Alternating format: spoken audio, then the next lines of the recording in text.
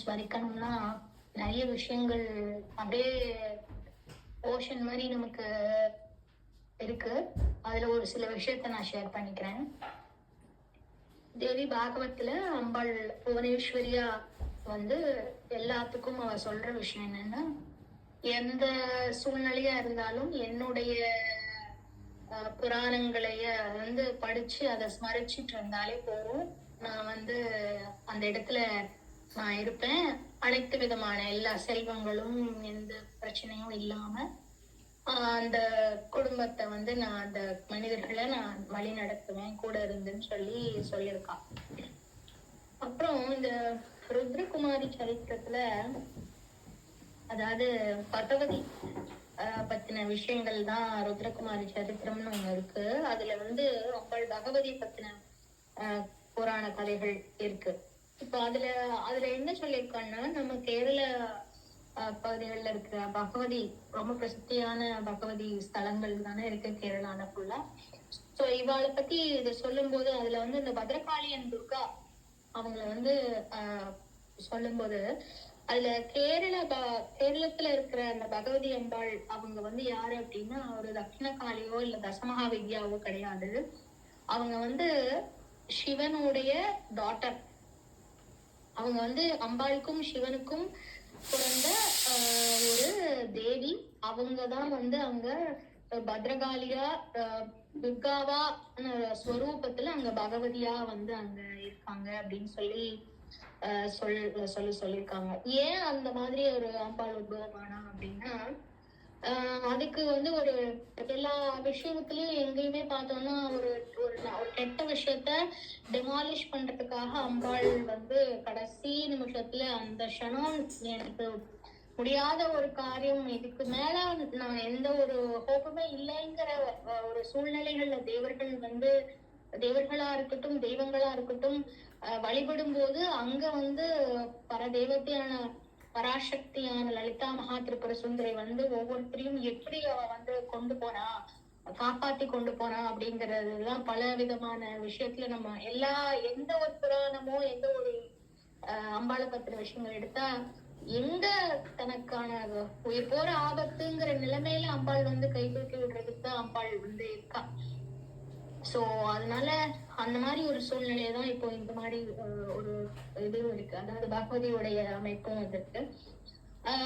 இது சொல்ல போகணும்னா, இது தேவர்கள் ஒரு தாருவண்ணன் ஒரு அரக்கன், அவனோட அந்த அரக்கன் ரொம்ப தொல்லை பண்ணிட்டு இருந்திருக்கான். அப்ப தேவர்கள் எல்லாம் போய் அம்பாள்கிட்ட முறையிடுறாங்க. அப்ப அம்பாள் எதுவும் பேசலையா. அம்பாள் சிவனை மட்டும், அம்பாள் காமேஸ்வரியா 2 பேரும் இருக்காங்க. அப்ப இந்த தேவர்கள் முறையிடும் போது அம்பாள் எதுவுமே பேசலையா. அம்பாள் சிவனை பாக்குறாளாம், ஆனா எதுவுமே பேசலையா.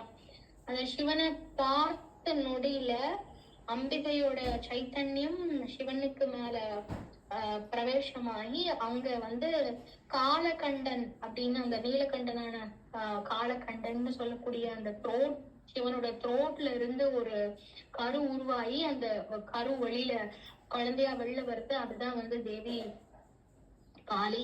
அந்த காளி அதாவது அந்த பகுதிகள்ல அந்த பகவதி ரூபத்துல இருக்கக்கூடிய காளி கருப்பு உடலா 4 கைகளுடைய பத்ரகாளியா தேவி வரா. அந்த அவ டிமாலிஷ் பண்றவர்தான் இந்த தருவன் சொல்லக்கூடிய அரக்கன். அதுதான் கேரள பகுதிகள்ல இருக்கக்கூடிய பகவதி. அவ சிவன் பார்வதியோட டாட்டர்.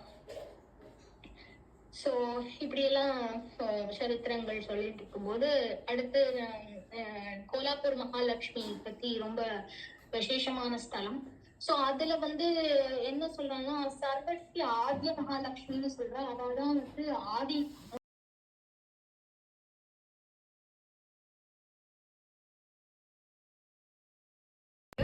பராசக்தியுடைய ஒரு ஸ்வரூபம். சோ இது மகாலட்சுமினா இவ விஷ்ணுவோட பதிங்கிற கான்செப்ட் இல்ல, அந்த ரூபம் இல்ல அம்பாள் இங்க. சோ அம்பாள் இங்க இருக்கிறது கோலாப்பூர் மகாலட்சுமிங்கிறது லலிதா திரிபுர சுந்தரியே தான், ராஜராஜேஸ்வரியே தான்.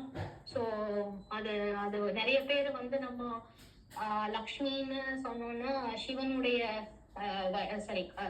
விஷ்ணுவுடைய ஒய்ஃப் சிவனுடைய சிஸ்டர் அப்படின்னு நம்ம நினைக்கிறோம். அது கிடையாது. சோ கோலாப்பூர் மகாலட்சுமியில கோலாப்பூர்ல இருக்கிற மகாலட்சுமி லலிதா திரிபுர சுந்தரி பரமேஸ்வரியோடைய ஒரு ஸ்வரூபம். அவங்கதான் அவங்க இன்ஃபேக்ட் ஒரு சில இதுல அந்த லலித உபாக்கியானத்தில இருக்கட்டும், தேவி பாகவதியா இருக்கட்டும், அதுல சொல்லும் போது அவ சொல்றது என்னன்னா, சிவன் பார்வதிக்கும் விஷ்ணுக்கும் லக்ஷ்மிக்கும் இந்த மாதிரி கல்யாணம் செஞ்சு வச்சது இந்த லலிதா மகாதிரிபுரி ஸ்வரூபத்துல இருக்கக்கூடிய கோலாப்பூர் மகாலட்சுமின்னு ஒரு இடத்துல சொல்லப்பட்டது. சோ அதனால நம்ம அங்க கோலாப்பூர் மகாலட்சுமிங்கிறது பெரிய எல்லாருமே தெரிஞ்ச ஒரு ரொம்ப பவர்ஃபுல்லான ஒரு அம்பாளுடைய கஷேத்திரம். அந்த கஷேத்திரமானது அங்க இருக்கக்கூடியது லலிதா திரிபுர சுந்தரியே. அப்புறம் நம்ம இன்னொரு விஷயம் என்னன்னா, அந்த தாமிரபரணி ரிவர் இருக்கு இல்லையா, 6 தாமிரபரணி, அது எப்படி உற்பத்தி ஆகுது அப்படின்னா, லலிதா பரமேஸ்வரி அதாவது சிவனுக்கும் பார்வதிக்கும் கல்யாணம் ஆறுது. சிவனுக்கும் பார்வதிக்கும் கல்யாணம் ஆற போது லலிதா திரிபுர சுந்தரி தன் கழுத்துல இருக்கக்கூடிய மாலைய கலட்டி பார்வதி கிட்ட கொடுக்குறா. சோ அதுக்கப்புறம் அந்த மாலை சிவன் பார்வதி கிட்ட அம்பாள் லலிதா திரிபுர சுந்தரி கொடுக்கறதாவும், பார்வதி அதாவது அவங்க கல்யாணம் நடக்கிறதுக்கு அந்த டைம்ல கொடுக்கறா. சோ அந்த மாலைய பார்வதி அகஸ்தியருக்கு அனுகிரகம் பண்றா. 2 பேரும் சிவன் பார்வதியும் சேர்ந்து அகஸ்தியருக்கு அனுகிரகம் பண்றா. இந்த மாதிரி அந்த அனுகிரகம் பண்ணும்போது அந்த மாலைதான் தாமிரபரணி 6ஆம் மாறதான். சோ அத சொல்லும் போது அத சொல்றா, புத்தசிங்கம்னு ஒரு இடம் இருக்கு. அது இன்னைக்கு வரைக்கும் எங்க இருந்து தாமிரபரணி உருவாகுதுன்றது யாருக்குமே தெரியாது. ஆனா அங்க ஒரு ஸ்ரீவித்யை ஸ்தலம் இருக்கு. அந்த ஸ்தலத்துல இருந்து அங்க நிறைய அம்பாளுடைய உபாசனைகளான விஷயங்கள் அந்த இடத்துல இருக்கு. ஆனா இன்னைக்கு வரைக்கும் அந்த இடம், அந்த புத்தசிங்கம்னு சொல்லக்கூடிய இடம், தாமிரபரணி ஆறு உருவாகக்கூடிய இடம் எங்கிறது இன்னைக்கு வரைக்கும் யாருக்கும் தெரியாது. ஆனா அந்த இதனோட வரலாறு என்ன அப்படின்னா, சிவன் பார்வதி கல்யாணத்துக்கு லலிதா மகாதிரிபுர சுந்தரி கொடுக்கக்கூடிய தன் கழுத்துல போட்டுக்கூடிய மாலையை அம்பாள் கழட்டி கொடுத்தாலாம். அது பார்வதி வச்சுட்டு அத சிவன் பார்வதியா 2 பேரும் சேர்ந்து தம்பதி சமேதமா அகஸ்தியருக்கு கொடுத்து, அந்த அகஸ்தியர் அதை வாங்கும் போது அது தாமிரபரணி 6ஆ உருவான கதை. அது அதுலயும் ஸ்ரீவித்யை இருக்கு அப்படிங்கிறதுதான் அம்பாளுடைய அனுகிரகத்துலதான் அந்த நதி உற்பத்தி ஆனது அப்படிங்கிறதும் ஒரு இது இருக்கு. அப்புறம் நம்ம இந்த மாரியம்மன் சொல்றோம் இல்லையா. சோ ஏன் அம்பாளுக்கு மாரியம்மன் அப்படின்னு பேர் வந்தது அப்படின்னா, இதுலயும் அரக்கன் 2 பேர்த்த அம்பாள் டிமாலிஷ் பண்றதுக்காக வேண்டி உத்பவமாகறா. அம்பாள் உருவாகிறா. அதாவது மாரசூரன், கோரசூரன் 2 பேர் அசுரர்கள். இந்த 2 அசுரர்களை அம்பாள் வதம் பண்றா. அப்ப மகாமாயா தேவி அப்படிங்கறது அம்பாளுடைய பேரு. அதுதான் இந்த மகாமாயாங்கிறதா இப்ப மகமாயி மாரியம்மன் அப்படின்னு இதாயிடுச்சு. சோ இந்த மாதிரி இந்த அரக்கர்கள் ரொம்ப வதம் பண்ணி, அதாவது ரொம்ப கஷ்டப்படுத்திட்டு இருந்த காலகட்டத்துல நிறைய டிசீஸ் எல்லாம் நிறைய பரவி மக்கள் ரொம்ப அதாவது அப்ப இருந்த தேவர்கள் இவங்க எல்லாரும் ரொம்ப இது பண்ணாங்க. சோ அதனால அத அம்பாள் சரி பண்ணணுங்கிறதுக்காக அம்பாள் உருவாக்கின ஒரு அம்பாள் உத்தமமான ஒரு ரூபம் என்னன்னா மகாமாரியம்மள், மகாமாரி ஆர் மகாமாயா. அதுதான் மகமாயின்னு இன்னைக்கு எல்லாம் குழுக்கெல்லாம் அது இதாயிடுச்சு. அதே மாதிரிதான் அம்பாள் மாதங்கி மாதங்க கன்யா, அதாவது மாதங்க மகரிஷியுடைய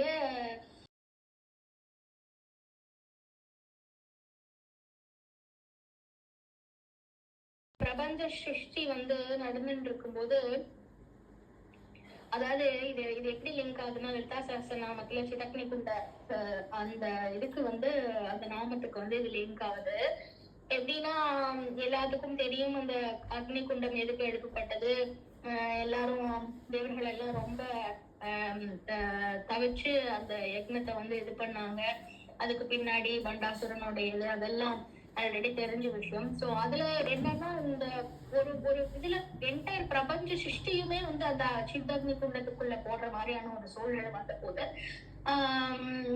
எல்லாம் வந்துருச்சு. அந்த மாதிரியான சூழ்நிலையிலும் எல்லாமே எதுவுமே இல்ல, எல்லா சக்தியும் அந்த சித்தக்னி குண்டத்துக்குள்ள போட்டாச்சு, என்டையர் பிரபஞ்சமே அதுக்குள்ள போயாச்சு அப்படின்னு நிக்கும். அந்த மாதிரி ஒரு சூழ்நிலை வந்த போது அம்பாள் ஒரே ஒரு செகண்ட் கண் மூடி தியானம் பண்ணினாலாம். தியானம் பண்ணி அந்த என்டையரான பிரபஞ்சம் இன்னைக்கு இந்த நிமிஷம் இந்த க்ஷணம் என்னென்ன இயங்குச்சோ அத்தனை விஷயங்களையும் தன்னோட மெடிடேஷன் பண்ணி தன்னோட ஒரே செகண்ட்ல என்னென்ன நடக்குதோ, இதுக்கு முன்னாடி என்னென்ன விஷயங்கள் என்னென்ன காரியங்கள் நடந்ததோ அத்தனை காரியத்தையும் திருப்பியும் நடத்தி அம்பாள் வந்து அந்த பிரபஞ்சத்தை திருப்பி கொண்டு வந்தாங்கிறது வந்து இந்த லலிதோபாக்கியானத்துல வந்து சொல்லப்பட்டிருக்கு.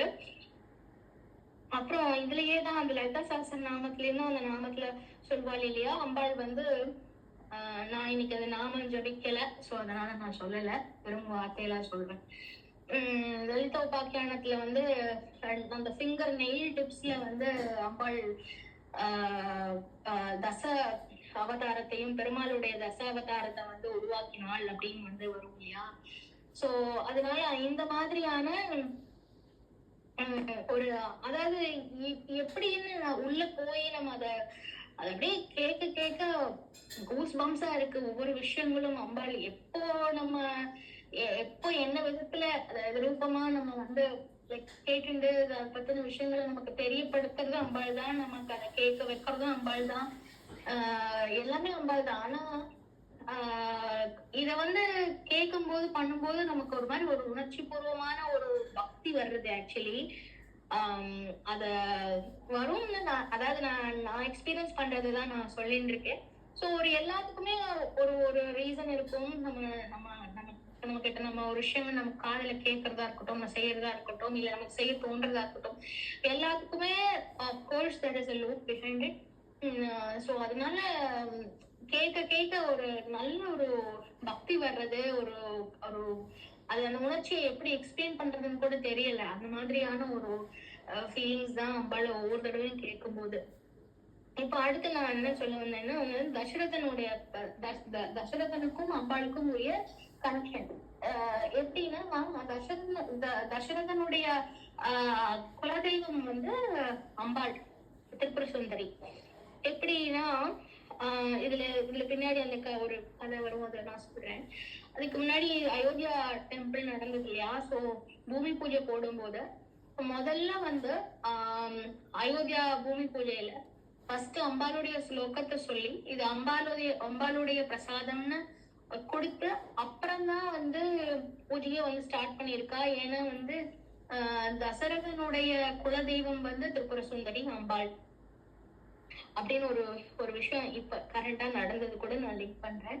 இப்போ தசரதனுக்கு வந்து ஒரு காலகட்டத்துல அந்த குழந்தைக்காக அவங்க தவிச்சுட்டு இருந்த போது திரிபுர சுந்தரி அம்பாளை நோக்கி வந்து தியானம் பண்றார், அம்பாளை நிறைய பிரார்த்தனை பண்றார், நிறைய பூஜை பண்றாரு, அம்பாள புத்திரபாக்கியம் வேணும் அப்படின்னு.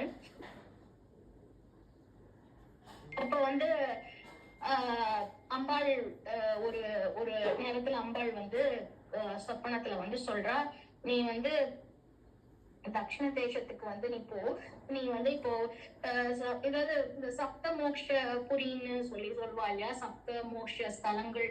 அதுல வந்து அயோத்தியா, காஷி, மதுரா, காஞ்சிபுரம் அந்த மாதிரி ஸ்தலங்கள் 7 மோட்சபுரிகள் இருக்கு. சோ அந்த மாதிரி இருக்கும்போது அதுல வந்து இப்ப நீ ஒரு மோட்சபுரியில நீ இருக்க, ஆனா நீ வந்து காஞ்சிபுரமான இன்னொரு மோட்சபுரிக்கு நீ போ, அங்க காஞ்சி காமாட்சி இருக்கா. என்னோட அனுகிரகம், காஞ்சி காமாட்சியோட அனுகிரகம் உனக்கு வந்து உனக்கு அங்க போனான்னா நீ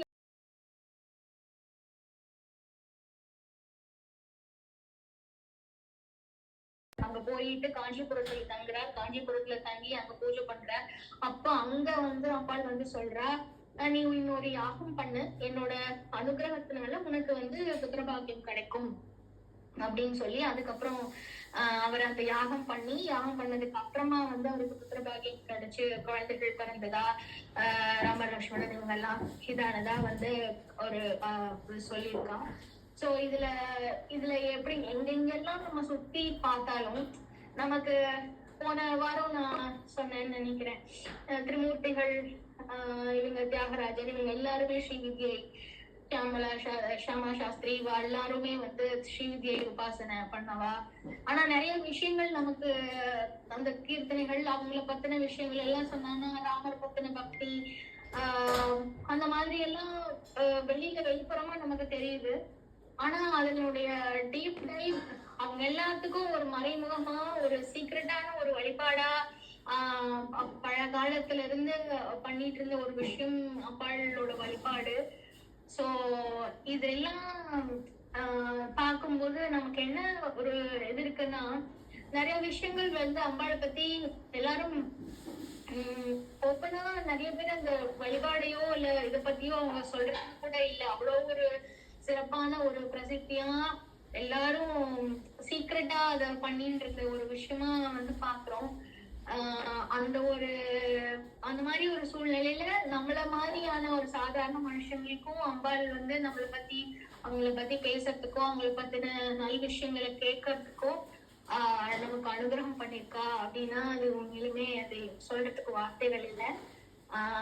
ஒவ்வொருத்தருக்கும் இந்த விஷயங்கள்லாம் கேட்கும்போது ஒரு நல்ல அவங்களோட கிளீன் பண்ற ஒரு உணர்வுகள் நமக்கு கிடைக்குது இல்லையா. சோ இந்த மாதிரி நல்ல விஷயங்களும் நம்ம அப்பப்போ பல விஷயங்கள் லௌகீகத்துல நம்ம பார்த்துட்டு இருக்கோம். அதை கூட இந்த மாதிரியான ஒரு நல்ல ஒரு விதைய நம்ம அப்பப்போ விதைச்சுட்டே இருந்தோம்னா நம்ம என்னதான் நம்ம இதுல அடிச்சுட்டு போயிட்டு இருந்தாலும் நம்மளோட போக்கஸ்ல நம்ம பாதை என்னன்னு நம்ம வச்சுட்டு இருக்கலாம், நம்ம நினைச்சுட்டு இருக்கலாம்.